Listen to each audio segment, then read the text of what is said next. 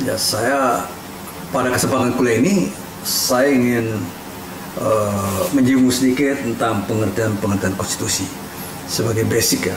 Jadi kita harus ngerti dulu apa itu konstitusi. Nah, jadi istilah konstitusi sendiri mulanya berasal dari perkataan Latin atau constitutio yang berkaitan dengan kata jus dan ius, berarti hukum atau prinsip. Di zaman modern, bahasa yang dijadikan sumber juga mengenai istilah itu adalah Inggris, Jerman, Prancis, Italia, dan Belanda. Untuk pengertian constitution dalam bahasa Inggris, bahasa Belanda membedakan antara konstitusi dan grondwet. Sedangkan bahasa Jerman membedakan antara Verfassung dan Grundgesetz. Bahkan dibedakan pula antara Grundrecht dan Grundgesetz, seperti antara Grundrecht dan Grondwet dalam bahasa Belanda. Dalam bahasa Prancis dibedakan antara droit konstitusional dan loi konstitusional. Istilah yang pertama atau droit konstitusional itu identik dalam pengertian konstitusi, sedangkan yang kedua adalah undang-undang dasar dalam arti tertuang dalam naskah tertulis atau loi konstitusional. Untuk pengertian konstitusi dalam arti undang-undang dasar sebelumnya dipakai grondwet. Di Belanda juga pernah dipakai istilah stadregeling atau peraturan negara. Namun atas prakarsa Karel van Hogendorff pada tahun 1813, istilah grondwet dipakai untuk menggantikan istilah stadregeling. Dalam kamus Oxford Dictionary of Law, pengertian constitution diartikan sebagai the rules and practices that determine the composition and function of the organs of the central and local government in a state and regulate the relationship between individual and the state. Artinya yang pertama adalah yang dinamakan konstitusi itu tidak saja aturan tertulis, tapi juga apa yang dipraktikkan dalam kegiatan penyelenggaraan negara. Kedua, yang diatur tidak saja berkaitan dengan organ negara beserta komposisi dan fungsinya baik di tingkat pusat maupun di tingkat daerah atau local governments, tetapi juga mekanisme hubungan antar negara atau organ negara dan warga negara. Ya, ini yang penting yang pembedaan. Nah, ini ada beberapa pendapat atau pengertian konstitusi dari beberapa sarjana negara. Pertama, Alain de Botton, Alain de Botton adalah seorang sarjana Prancis yang terkenal luas dalam karyanya di bidang sosial hukum.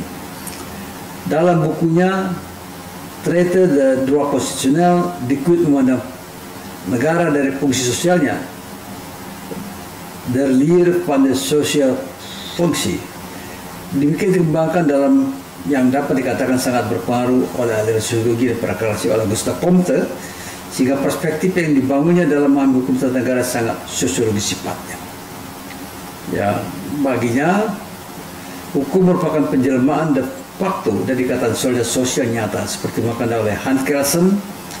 Bagi Alain de Botton dan pengikutnya, the objective is implied by the social solidarity. Solidaritas atau solidaritas sosial sendiri menurutnya mencakup pengertian underlying beton atau sosialismus yang merupakan gejala kegotong royongan dalam bekerja untuk kepentingan umum tanpa mengharapkan imbal jasa. Dan kedua, wederkerigheid beton atau mutualismus yang merupakan gejala kegotong royongan dalam bekerja saling tolong menolong antara orang per orang dengan harapan di masa yang akan datang akan mendapatkan balasan setimpal. Alain de Botton dikenal pula dengan pendapatnya bahwa sesungguhnya berdaulat itu bukanlah hukum yang tercantum dalam teks undang-undang, melainkan yang terjemah dalam sociale solidaritet atau solidaritas sosial.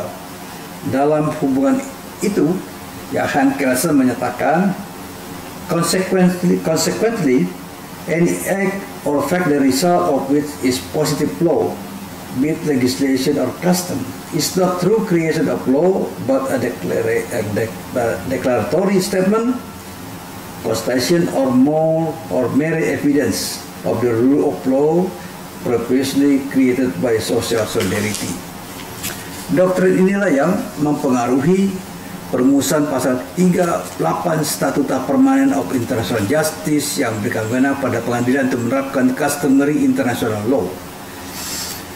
Pasal 38 dari statut itu mengatakan the court shall apply international custom as evidence of general practice accepted as law.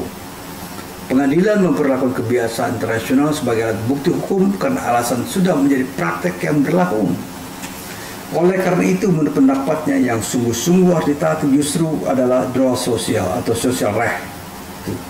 Bukan undang-undang yang hanya mencerminkan sekelompok orang yang kuat dan berkuasa yang cenderung menguasai dan bahkan menjajah orang-orang lemah dan tidak berkuasa.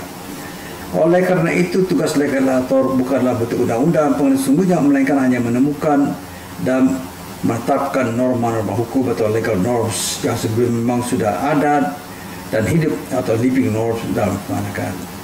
Dengan demikian, konstitusi bukanlah sekedar memuat norma-norma hukum dasar tentang struktur negara, tapi juga struktur negara yang diatur dalam konstitusi itu memang sungguh-sungguh terdapat dalam catatan hidup masyarakat sebagai the real factor atau faktor berkaitan real yang hidup masyarakat. Kemudian ada pengertian tentang konstitusi juga dari Ferdinand Lassalle, Lassalle. Ferdinand Lassalle dalam bukunya Über Verfassungswesen membagi konstitusi dalam dua pengertian, yaitu satu, pengertian sosiologis dan politis. Konstitusi dilihat sebagai sintetis antara faktor-faktor kekuatan politik yang nyata dalam masyarakat, yaitu bisa raja, parlemen, kabinet, kelompok-kelompok penekan partai politik dan sebagainya. Dinamika hubungan di antara kedua kekuatan politik yang nyata itulah sebenarnya apa yang dipahami sebagai konstitusi. Kedua, pengertian yuridis. Konstitusi dilihat sebagai satu naskah hukum yang memuat ketentuan-ketentuan dasar mengenai bangunan negara dan sendi-sendi pemerintah negara. Ini yang kedua. Kemudian ada pandangan lagi dari Hermann Heller dalam bukunya Stadtrecht. Profesor Hermann Heller dikenal mengembangkan metode mendapatkan pengetahuan yang dinamakan metode Pancake Verging. Dalam bukunya Hermann Heller mengangkat 3 pengertian konstitusi sebagai berikut. Pertama, die politische Verfassung als Gesellschaftlich Wirklichkeit. Konstitusi dilihat dalam arti politis dan sosiologis sebagai cermin kehidupan sosial politik nyata masyarakat. Yang kedua, konstitusi dilihat dalam arti yuridis sebagai satu kesatuan kaidah hukum yang hidup dalam masyarakat. Ya, die Verwaltungsbestandig Rechtsverfassung.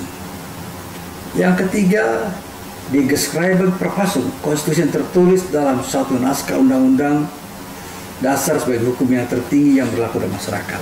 Nah, menurut Hermann Heller, undang-undang dasar yang tertulis dalam satu naskah yang bersifat politis, sosiologis, dan bahkan bersifat yuridis hanyalah merupakan salah satu bentuk atau sebagian saja dari pengertian konstitusi yang luas, yaitu konstitusi yang hidup di tengah-tengah masyarakat. Artinya di samping konstitusi yang tertulis itu, segala nilai normatif yang hidup dalam kesadaran masyarakat juga termasuk dalam pengertian konstitusi. Ya, ini pengertian Hermann Heller. Kemudian ada lagi pandangan dari Carl Schmitt dalam Verfassungslehre. Menurut Carl Schmitt dalam bukunya Verfassungslehre, konstitusi dapat dipahami dalam 4 kelompok pengertian, yaitu konstitusi dalam artian absolut, kemudian konstitusi dalam arti relatif, konstitusi dalam pengertian positif, dan konstitusi dalam pengertian ideal. Ya, keempat kelompok pengertian tersebut dapat rinci menjadi 8 pengertian lagi, yaitu konstitusi dalam arti absolut. Jadi dalam arti absolut, konstitusi dapat dibedakan dalam 4 macam, yaitu konstitusi sebagai cermin dari the real faktoren. Kedua, konstitusi dalam arti absolut sebagai formarum. Ketiga, konstitusi dalam arti absolut sebagai faktor integrasi. Keempat, konstitusi dalam arti absolut sebagai norma-normarum. Kemudian kedua, konstitusi dalam arti relatif dapat dibagi menjadi 2, itu konstitusi dalam material, ya, dan konstitusi dalam pengertian formil. Sementara dalam 2 yang terakhir, konstitusi dalam pengertian positif sebagai konstitusi yang 7 dan konstitusi ideal sebagai konstitusi yang ke-8. Ini yang pengertian-pengertian dari ini.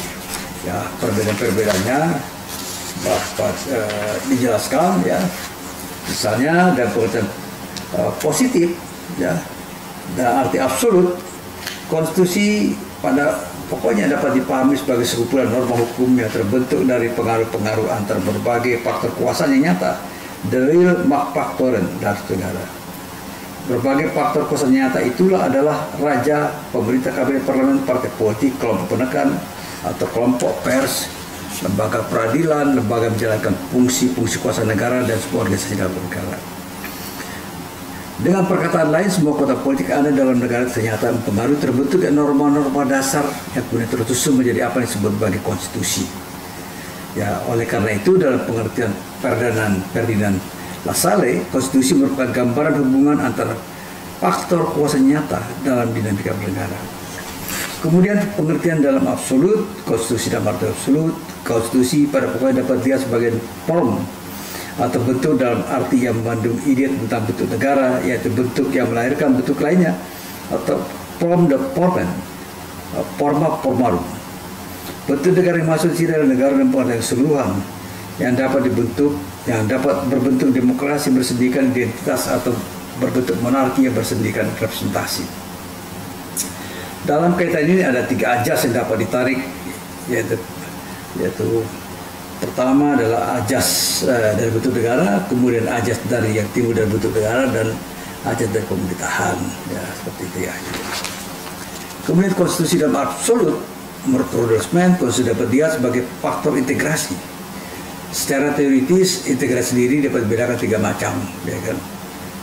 Dan dalam pengertian fungsional konkret, integrasi melalui pemilihan umum atau referendum mempersatukan perhatian semua segenap warga masyarakat. Kemudian pengertian dalam arti absolut, ya berdasarkan pada teori ini, karena menyatakan bahwa norma dasar adalah norma yang menjadi dasar bagi terbentuk dan berlakunya norma hukum lainnya. Suatu norma berlaku karena berdasarkan atas norma yang lebih tinggi, dan demikian seterusnya ke norma yang paling tertinggi atau Grundnorm. Ya, oleh karena itu setiap norma dibentuk oleh norma lebih tinggi, ya berhubungan dasar fungsi sebagai tempat asal norma diturunkan. Ya. Di pihak lain, Grundnorm itu sendiri pada pokoknya merupakan bentukan normatif yang bersifat hipotetis. Untuk itu Grundnorm biasa disebut sebagai hipotesis norm. Kemudian ada pengertian konstitusi yang relatif, dimaksudkan sebagai konstitusi yang berkaitan dengan kepentingan golongan tertentu dalam masyarakat. Proses relatif ini. Ya, golongan dimaksud ini terutama adalah golongan borjuis liberal yang menghendaki ada jaminan supaya hak-haknya tidak dilanggar oleh penguasa. Ya, ya. Kemudian konstitusi dalam pengertian relatif dan pengertian formal, mengingat adanya konstitusi yang formal dapat juga pertanyaan, ya. Dari konstitusi yang mertia adalah konstitusi yang bersifat segi isinya. Kemudian konstitusi dalam pengertian positif, Karl Schmitt menyebutkan yang dibuka dengan ajaran teori tentang keputusan. Dalam pandangan ini, Karl Schmitt, konstitusi dalam pengertian positif mengandung pengertian sebagai produk politik tertinggi yang dibuka dengan terbentuknya Undang-Undang Dasar Weimar pada 1919. Undang-Undang Dasar Weimar ini sangat menentukan nasib rakyat seluruh Jerman, karena Undang-Undang Dasar menimbulkan perubahan yang sangat mendasar terhadap struktur pemerintahan yang lama pada secara yang baru. Dalam hubungan ini, konstitusi yang positif ada positive meaning of the constitution, Karl Schmitt dapat terjadi peristiwa di Indonesia. Kemudian konstitusi yang pengertian ideal, ya, dia disebut ideal karena konstitusi sebagai sesuatu yang dimimpikan dan diidamkan oleh sejarah kaum borjuis di era itu. Jadi ini pengertian ya tentang konstitusi bisa dipelajari lebih lanjut.